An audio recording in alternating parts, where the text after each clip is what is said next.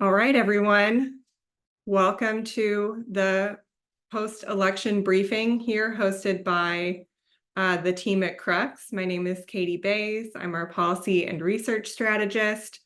We'll be handing the mic over to our good friend Jason Clark with Power Brief in just a few minutes. I wanted to take care of a couple of housekeeping items while we wait for folks to join.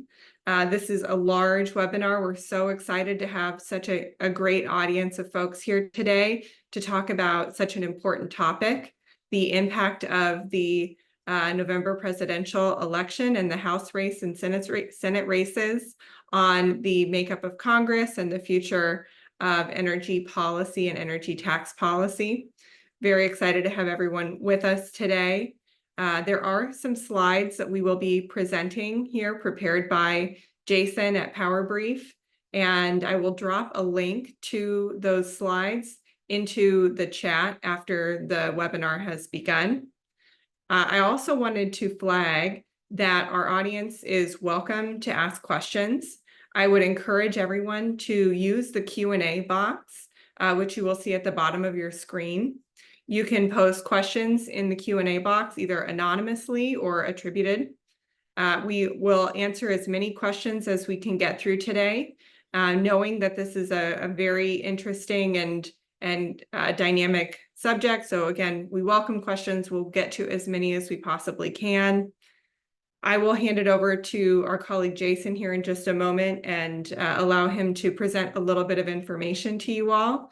And then our CEO, Alfred Johnson, will jump in with our distinguished panelists from Norton Rose Fulbright, the Clean Energy Buyers Association, and KPMG. So with that, Jason, I want to hand it over to you to do the presentation. Awesome. Thank you, Katie. Look, I just want to set the context for the conversation for maybe 5-10 minutes just to kind of lay things out before we dive into the panel conversation.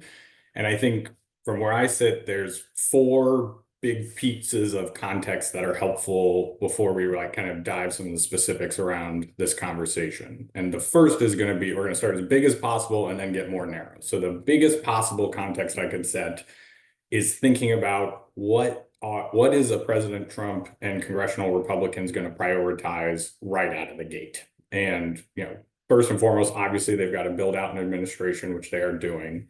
There are campaign promises around immigration and global tariffs to deal with. There's a war in Ukraine and conflict in the Middle East. And there's all kinds of challenges that the administration's really got to deal with on a day one basis.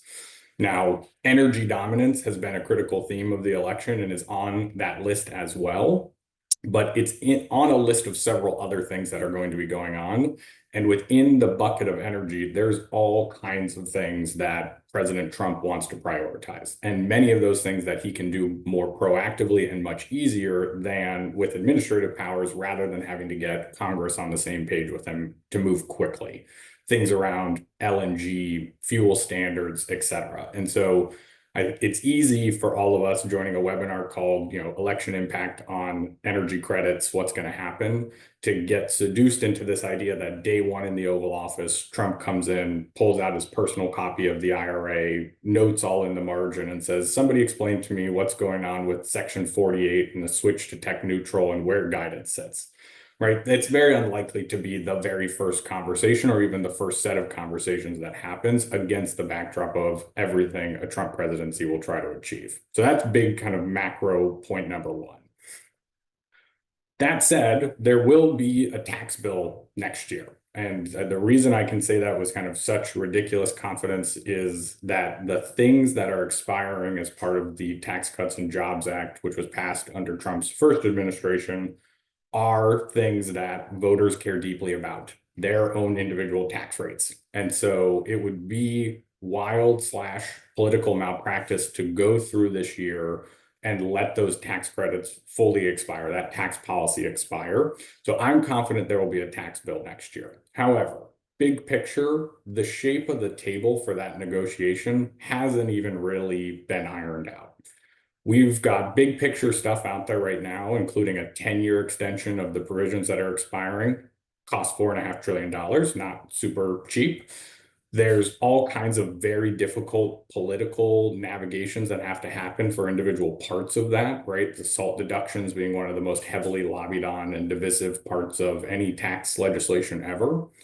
And then there's all the other stuff that's been thrown on top of it that's not in TCJA today, but that President Trump and Vice President Vance have put out there as additional tax priorities that they want to pursue.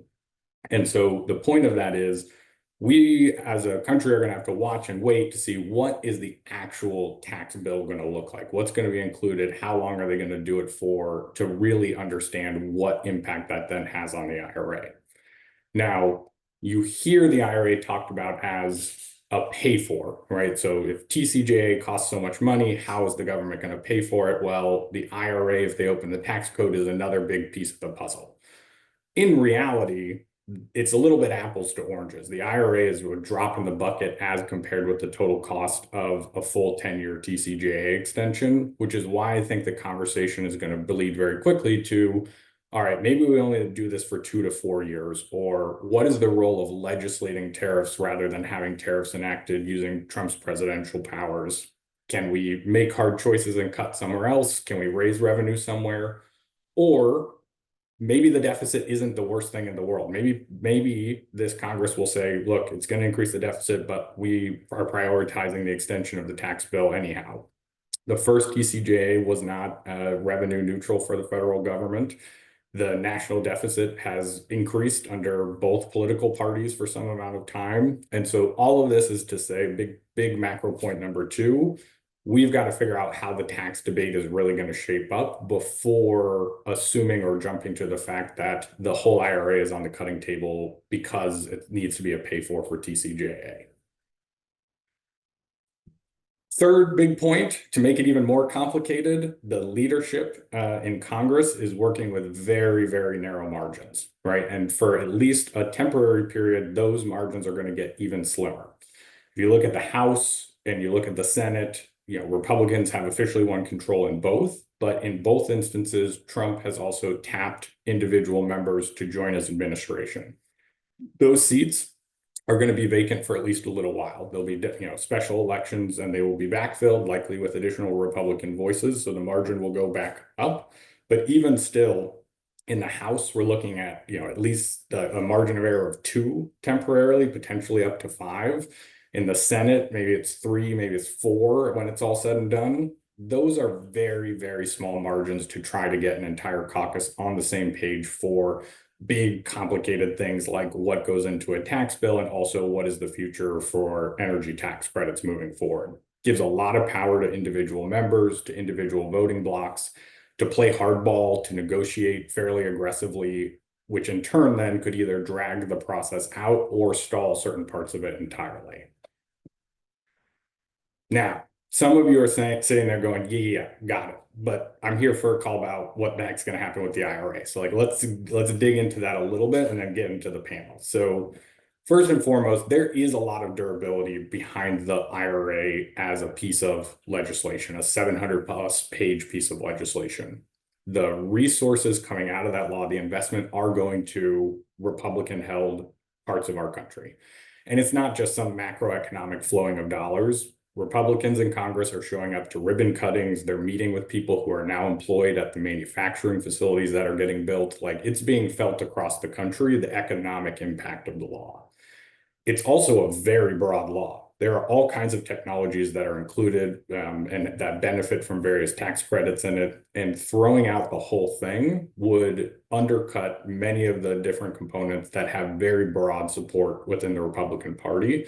And so it's hard to see a world in which they just strike the whole law outright.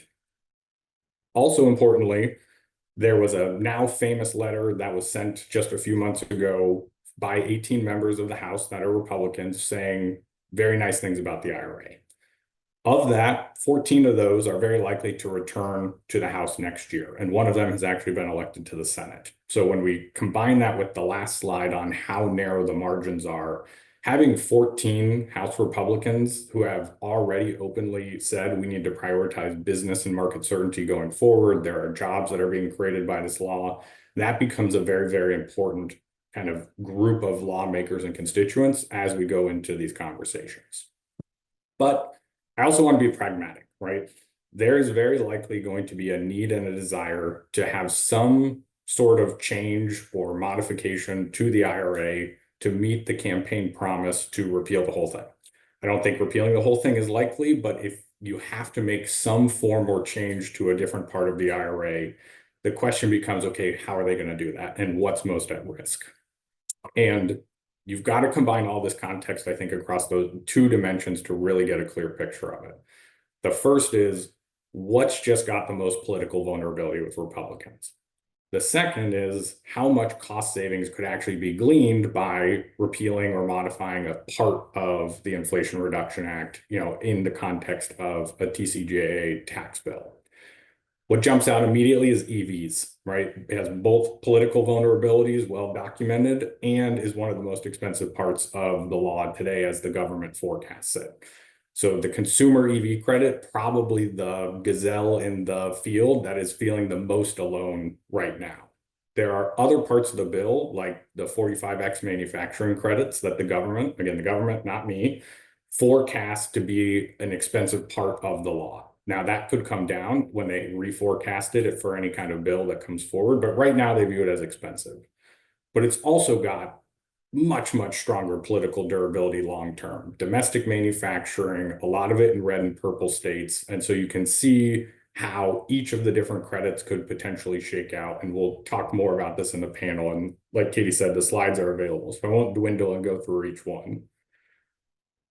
It's also important to know, kind of last piece of context around IRA, that there is a whole spectrum of options that Congress has beyond just repealing a whole credit. Now, that may be the fate for the consumer EV credit, but if they wanted to make changes to a credit because there's enough of a coalition saying it would not be productive to throw this whole thing out and just strike it from the tax code, the options they have are change the timeline, change the math about how a credit comes together, the value or some of the kind of bonus credit amounts that have been created in the law, or add further restrictions on top of it to kind of, rein in who qualifies.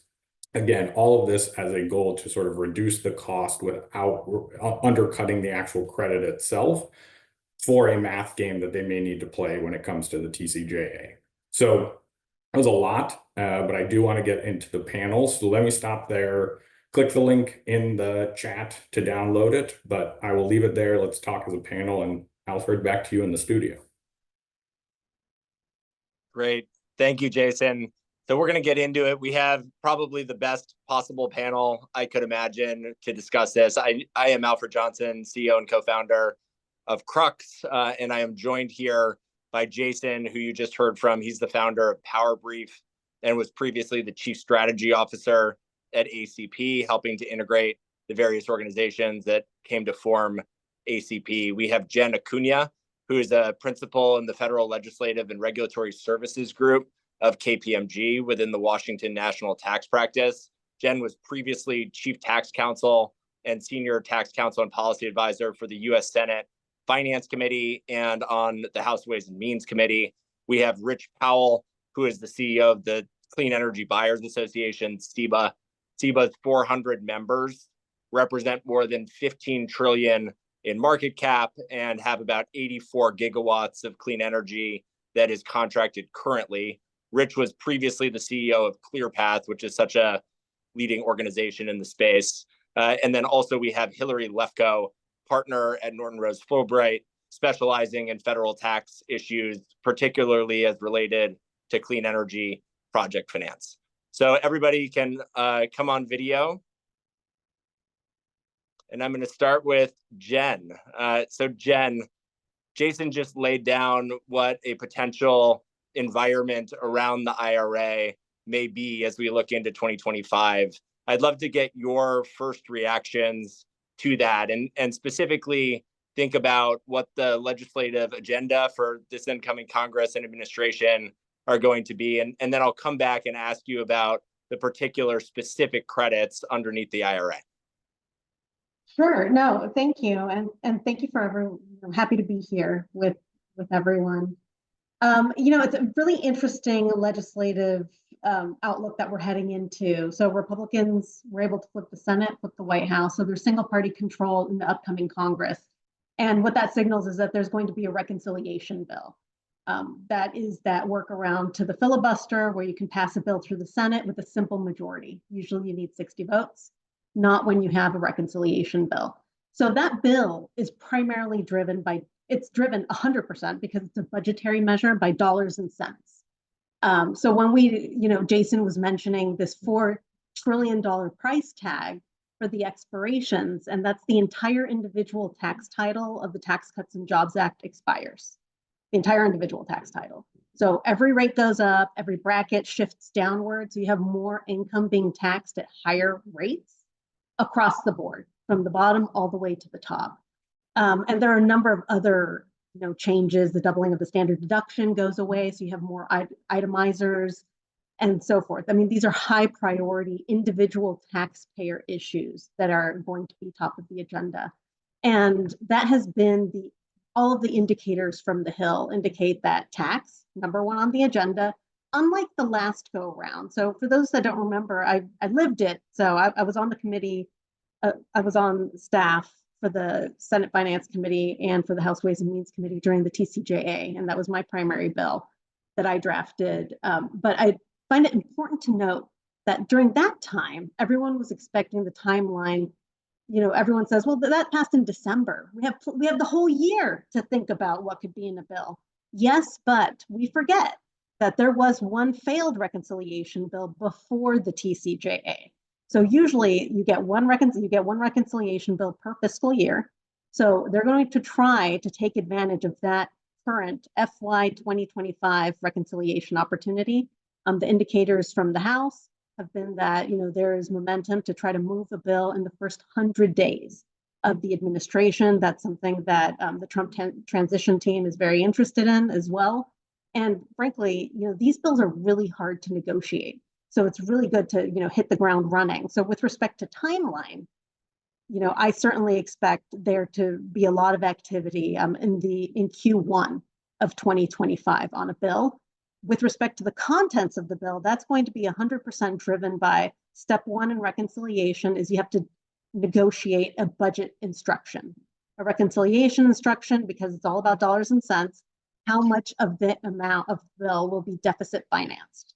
So once they decide how much they can spend without raising revenue, that really indicates, because we already know how much it costs to extend these provisions, it's $4 trillion, that's a lot of money, how much they have to offset in order to fill the bucket, to refill that revenue hole.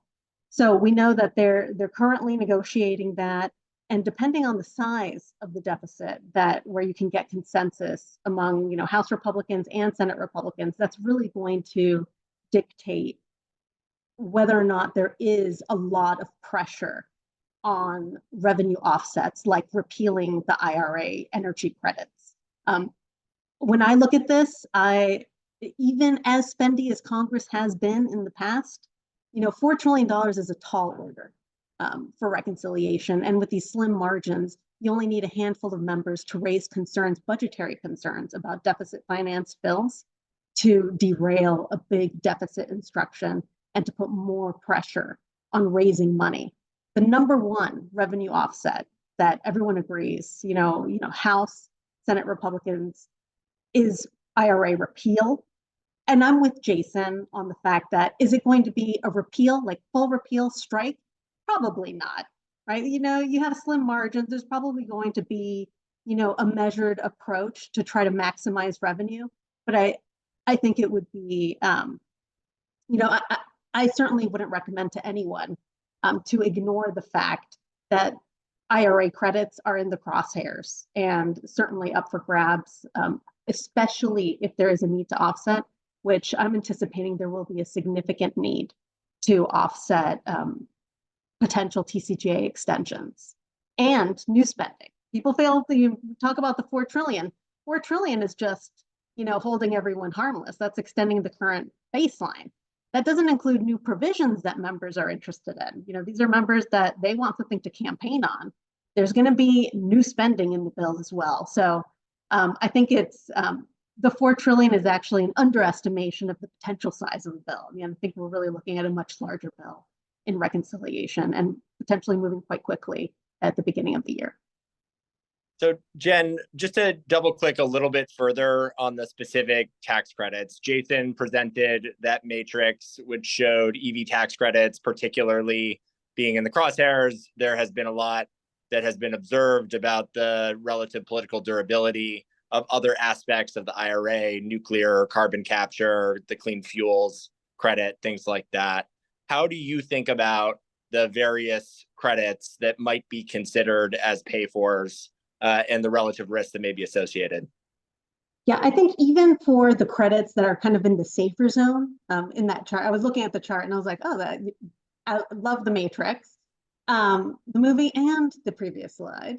But I do want to point out that there are other things that can be done that isn't repeal, that where you can trim down, like Jason mentioned, you can trim down the provision to try to shake a few $1 billion loose, and even the popular credits. So you can eliminate transferability, you can eliminate direct pay. Those are all methods to kind of hold the credit, keep it on the books, but also trim some of the fat off of the credits that are more popular. And I think that is going to be very difficult to push back on, as there are a lot of investments and many Republican states, Republican districts. But I will note that you're only as popular as what you're paying for, right? And right now, what those credits and the trimming down repeal of the credits would pay for are your voters, right? Our members' voters, constituents that they meet with on a regular basis. They go to town halls. What there is to try to safeguard from them having an increase in their tax burden. So, it starts to look more doable when you think about, what the trade-offs are. The bigger trade-off, I think, is 199 Cap A, the pass-through deduction. That's one that's very popular among members. They hear about it regularly. It's also extremely expensive.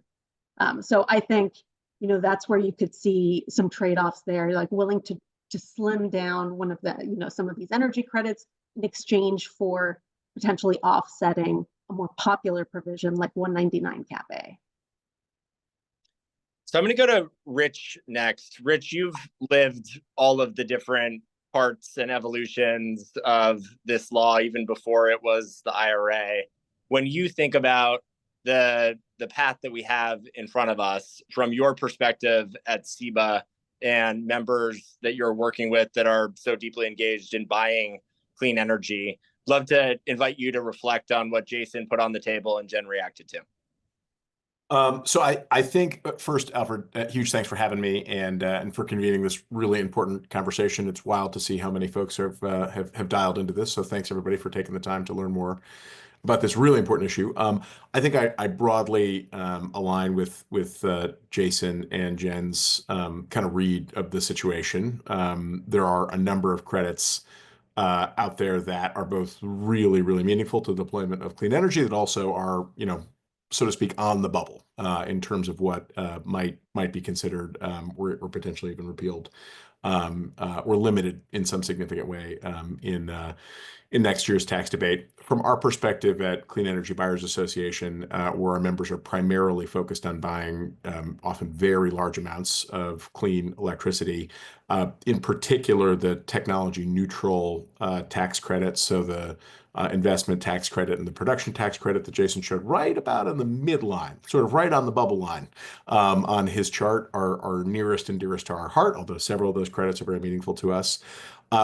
I think the way to think about this is all about sort of turning dials. There's nothing that's black or white here. So, those credits are very meaningful to our members. Our members have already survived, and clean energy buying continues to flourish in a regime where, in many cases, it's now already twice as expensive as it was several years ago. We've seen a decline in total contracted volumes of clean energy as a result of that. So 2022 was our high water mark. From 22 to 23, contracted volumes declined by about 20%. in absolute terms, but they remained robust. There were still more than 10 gigawatts of clean energy contracted, new clean energy contracted in 2023. 2024, actually a even tougher pricing regime, but actually volumes a little bit up from where they were in 23. So corporate clean energy demand remains very, very strong, and it will remain strong even in higher pricing regimes. And there is quite a bit at stake here. So, if you just do very simple math, and you were to pull away the clean production tax credit, for example, it's likely that the PPAs that our members would experience would rise another 40%. And that starts to get into a realm where you could imagine, significant further contraction in the market, especially when in some of the regions of our country that are most stressed for new power are already seeing solar PPAs, and it's in some cases in the sort of the $80 a megawatt hour in the sort of the PJM region, for example. So you figure that gets another 40% expensive, and now you're talking about something that only the very least price sensitive companies that could imagine bringing onto the grid. So there's a lot at stake in this. So folks know the message that we are bringing to folks in Congress is, in a load growth situation where in the deregulated parts of our economy, the marginal generating unit is what sets the price for everybody. Folks should understand that if these credits disappear, everyone's electricity gets more expensive. So not just big, large corporate and industrial load, residential load as well. The energy affordability is very much tied up in this. And given that we've just seen what happens to administrations that don't really get a handle on inflation quickly, we expect folks are going to be thinking really seriously, both about, what's going to happen in terms of constraining more inflation and making sure that this bill is paid for in some way, but also that the way that they pay for it doesn't itself lead to significant inflation on consumers. And so those are the sorts of considerations we're going to be bringing into members as we talk with them about preserving the credit regime. Thanks, Rich. So Hillary, you are in countless live deals right now. You're seeing the market react in real time. Just to contribute our perspective here at Crux, we've seen more than $2 billion of bids placed on platform, including about 75% of that on 2025 and 2026 credits since the election happened. So I would love for you to weigh in on how clients are reacting to the news of the election and different ways in which deals may be progressing or not after the election than they were before.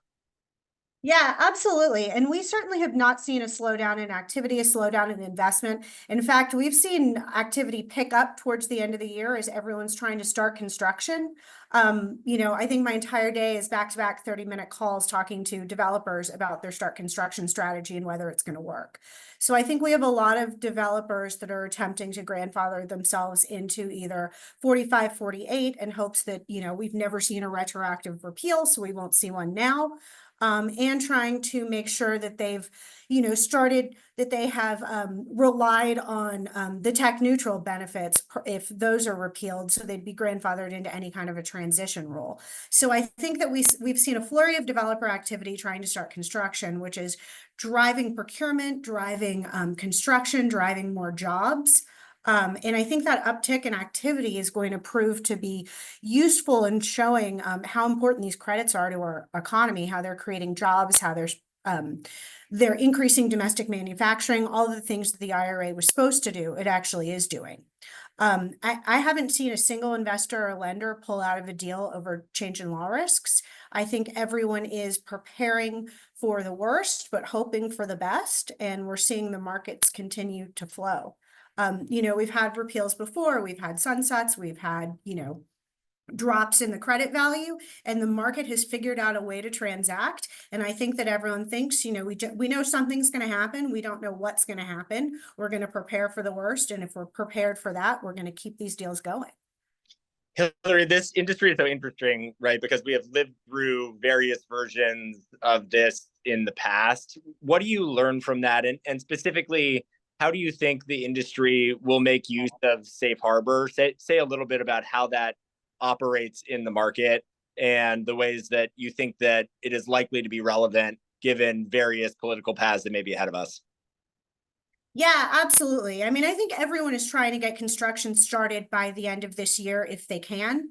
That's construction start for tax purposes. So either 5% safe harbor or physical work test. To the extent anyone can get a project in service within 4 years, they're trying to get it started this year. To lock in 45 and 48, which are going to sunset for projects that start construction after this year. I think there's also a flurry of attempting to do the same to lock in tech neutral credits if they are repealed or if they are early sunsetted. I think there's a belief that, Treasury Congress could adopt the current begun construction rules that we have. They tend to like to not write new rules and rely on what they've written in the past. So I think that we're seeing a lot of people planning into starting construction in the way that we've already known start construction to try and lock in benefits. I think another question that I get is, if we start construction, are we going to see the continuity safe harbor pulled out from under us such that we have less time to finish this project? I haven't heard that being likely. Also, when you look at historical precedent, the Trump administration actually extended the continuity safe harbor multiple times. So I think we probably will be pretty safe for any projects that start construction before the end of this year and are able to get in service within the next 4 years. I think they'll still be entitled to claim 48, 45.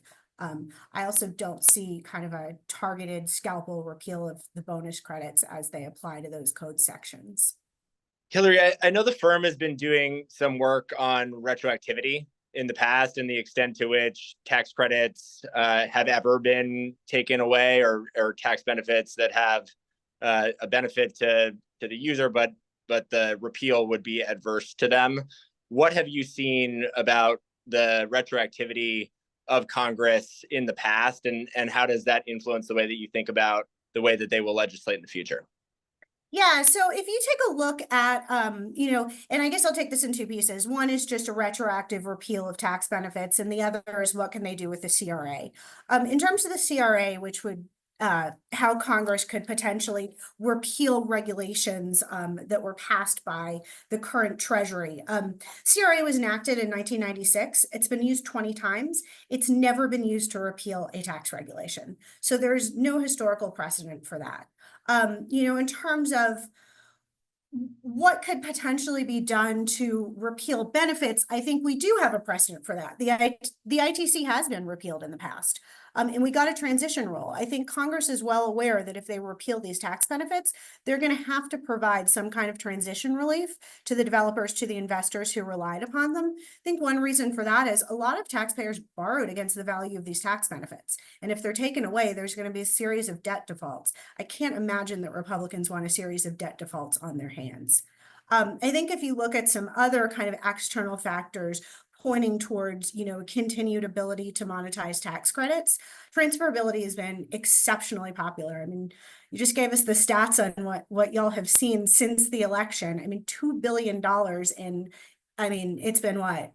Not even 2 weeks.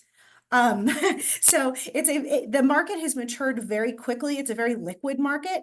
And if you look at a lot of top cabinet picks, top treasury picks, they're CEOs of companies that bought tax credits. It's a very popular provision. It shows that market forces are working to, finance these types of credits. And I think that's something that Republicans tend to like. They like to see market forces working to provide value for different ways to spur the industry. So I think that, everyone's looking at this as there could be a worst case scenario, there could be a doomsday scenario, but that's highly unlikely. It's likely that a lot of these provisions are going to remain intact, at least in the short term, if not in the long term, because they do have value to a lot of Republicans.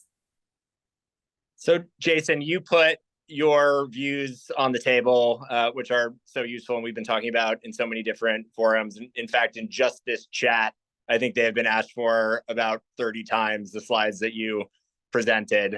But then we went around and gave Jen, Rich, and Hillary a chance to weigh in on what you put on the table. I want to give you a chance to respond to that.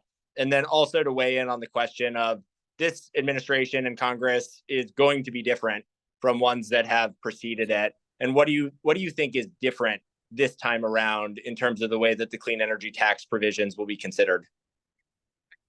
It's a super interesting question. I'm gonna answer it, but first I'm gonna start with two ways that I think Congress is actually, this administration and Congress is the same as they always have been. One of those is it's really hard to get people to agree, right? For the last several months, we've been looking at this through the lens of the election, through our TVs, where it says the blue team has this many numbers and the red team has this many numbers, and we sort of get sucked into that as like our worldview. But when it comes time to go pass laws and legislation, we very quickly realize there is a broad spectrum of ideological views within each of the red and the blue teams. And so assuming that there is going to be a 100% unanimous view, I think history would tell us that from the last time there was unified Republican control, even when there was unified Democratic control, like it's very hard to get the entirety of a caucus on the same page to very quickly vote for yes for something. The other way I think it will be very similar to past Congresses, and I love my friends in Congress, but they do love a good deadline. And they tend to legislate around those deadlines. And so I think we will hear a lot of like, this is our first 100-day priority. We're going to get this done. In reality, it will be interesting to see, can they buck the traditional trajectory of things and really do that and drive that alignment? Or are we looking at a December 23rd, people want to go home, nobody wants to let tax credits expire type of window? It's likely neither extreme, but I do think that what I see is kind of a traditional machinations of how hard it is to get alignment within the federal government to pass legislation. The thing that's going to be different this go around that I think will ebb and flow and change in the background of all of this is going to be inflation. I think inflation and cost to consumers ultimately was a major component that weighed on voters during this particular election. I think politicians are very, very attuned to that. And the decisions that they make broader than, what do we do with the future of energy tax credits that then have some flow through into the inflation conversation, I think are going to weigh very, very heavy as sort of an X factor in all of these political conversations. So if out of the gate, we see a kind of a true global tariff, whatever that does to inflation, I think then impacts where the conversation about TCJA and deficits and the IRA go. So it's really, I think any administration will tell you they care about inflation, but I think what's unique for this next 12 to 18 month window is really going to be where do those numbers sit and kind of how does that influence people's calculus? Great. So Jen, let's talk about some of those other priorities that obviously have a big bearing on what the environment around the IRA will be next year. When you think about tariffs in particular and the administration's priorities more generally as it relates to energy, what are some of the things that you think are going to be on the top of their list, and how does it influence this debate? Yeah, so it's interesting, and we kind of like tiptoed around it, and we had a slight mention of tariffs and whether or not, and I think tariffs are going to be one of the top priorities. Trade has been identified as as a top level priority for the new administration. And there was this discussion, and it was kind of bubbling up over the last few days and weeks with respect to tariffs potentially paying for some of the tax offsets, being utilized as an offset. So the number one issue from the administration's perspective that the president has the authority to unilaterally bring into effect are tariffs. So I think that's like the number one thing that I would expect. This has been done before. I mean, we've seen this movie. Trump did not have a problem with imposing tariffs, threatening tariffs, and executing tariffs. So we've seen that. The question that keeps coming to my mind is, are congressional Republicans on the same page with respect to tariffs? That could really complicate the utilization of legislation, legislating on tariffs in order to raise money to pay for the tax bill. And I think it's much more difficult to create. We have not had legislative tariffs, these retaliatory tariffs, in decades upon decades. So Congress has ceded that authority largely to the executive. And it's much harder to get, with these slim majorities, a consensus in the House among, 223 Republicans and in the Senate.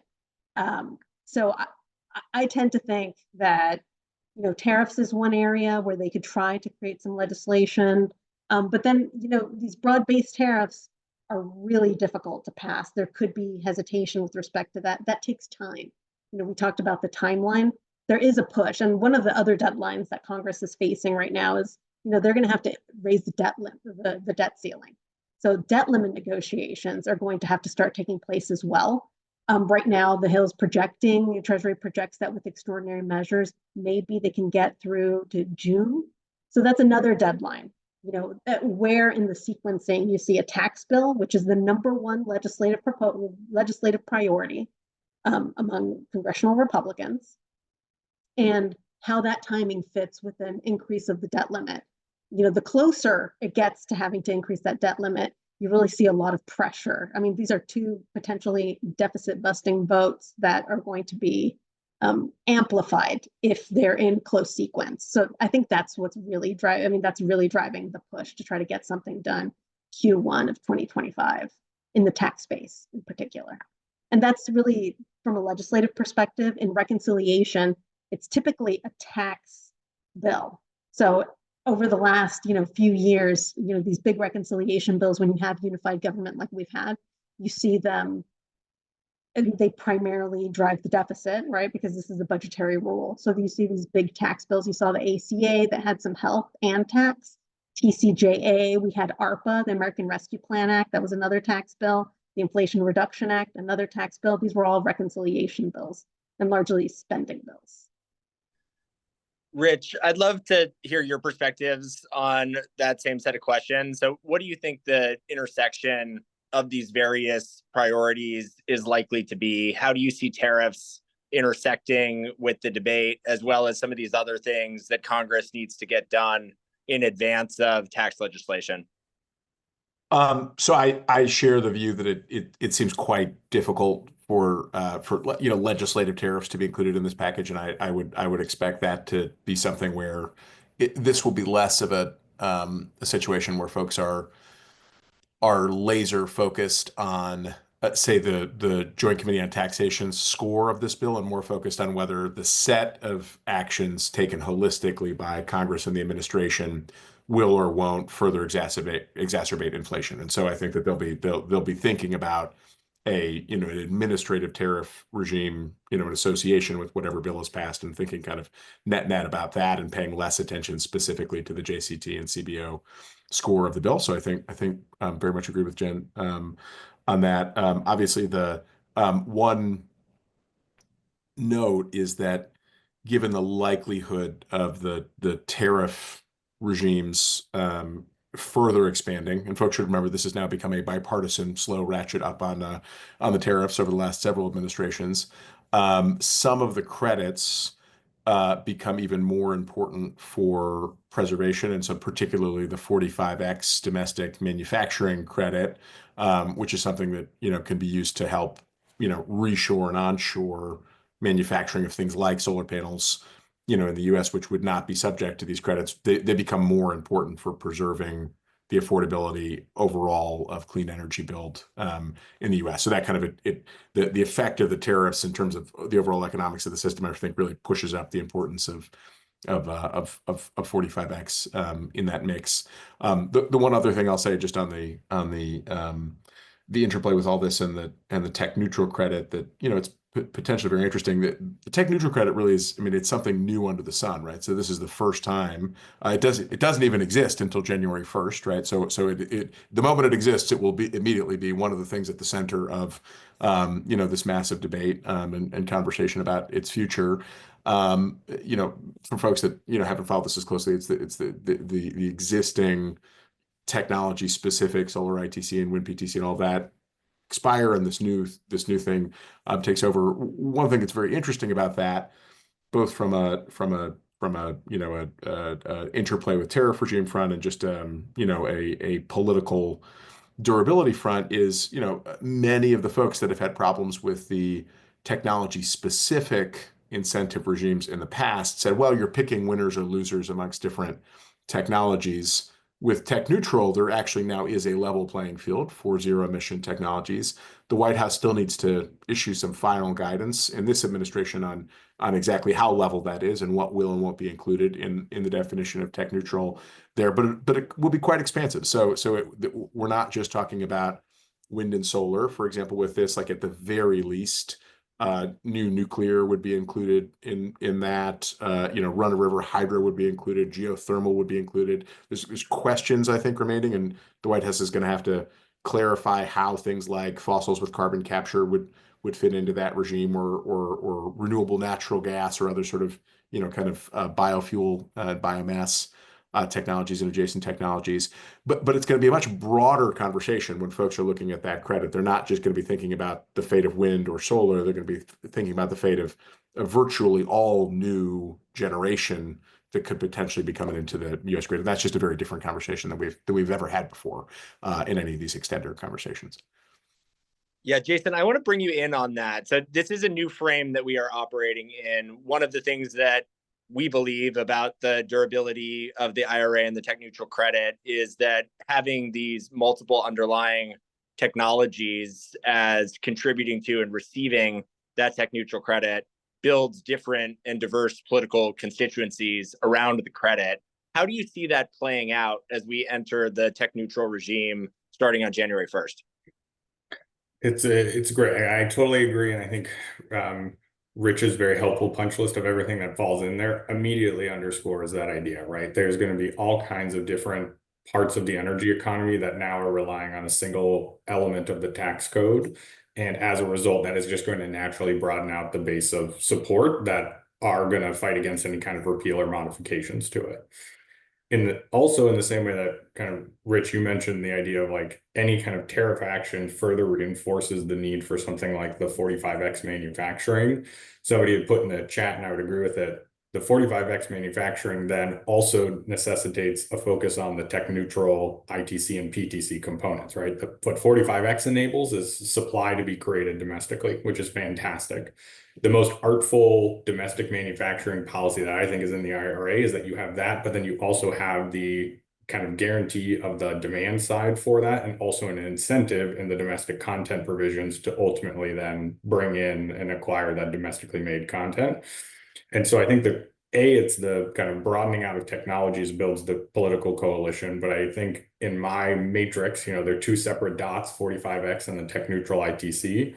They're actually intrinsically linked together and their success for one. If you pull away sort of the demand signal for the market and you pull away the domestic content preferences, the 45X becomes a less effective tool almost overnight. And so I think it also brings in voices from both political parties that see an increase in American manufacturing as a key priority.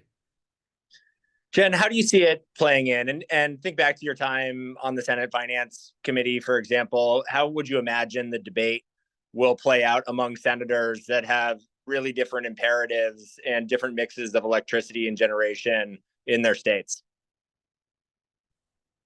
Yeah, I mean, with respect to the credits, I think that a lot of these issues can be and I will note that the margins in the Senate are pretty good. There is like a buffer of 3 votes that you could afford to lose if you're like trying to negotiate a bill. So I think that makes it gives members always have a significant amount of leverage. Senators always have a lot of leverage on the bill, but it certainly gives them a little less leverage than, let's say, during the Build Back Better Act negotiations that ultimately resulted in the Inflation Reduction Act, where you had a 50-50 split in the Senate. Every member had veto power on that package. I think a lot of these problems with respect to the credits can be solved, if you have like a prospective repeal, like Hillary was mentioning. The trend tends to be towards like prospective provisions that roll back tax benefits. So you can see that being, the concession that's given to the members that have concern about any sort of, retroactive repeal or mitigate, a limitation on investments in their state. Great. Well, there's still a lot of work to be done. So 2 more months remaining in this administration. Hillary, we anticipate the tech neutral guidance to come out pretty shortly here. There are a bunch of questions in the chat on guidance, both what to expect in the remaining 2 months of this administration and the early next. I'd love for you to weigh in on what to expect there in both categories, both for the next 2 months and then after it. Yeah, absolutely. I think that we're expecting the Section 48 final regulations before Thanksgiving. So that's any day now. The 761 direct pay final regs dropped today. I heard those were the ones that were immediately